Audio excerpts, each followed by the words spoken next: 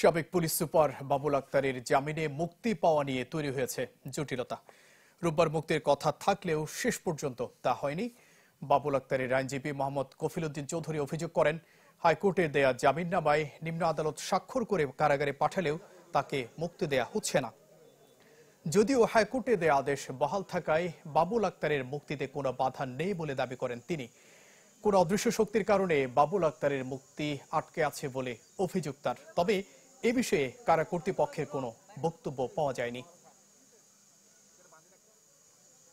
যেটা court reject করে দিয়েছে সেইটা জেল কর্তৃপক্ষ ওইটার অজুহাতে তাকে না ছাড়াটা আমাদের পেনাল কোর্টের ৩৪২ ধারায় বেআইনি আটকের শাস্তিযোগ্য অপরাধ। 2024 যে লয়ার সার্টিফিকেট কোনো বেল নেই without specific order of stay, এইগুলো সহ ওনার কাছে একটা লিগ্যাল নোটিশ এখন পাঠাচ্ছি।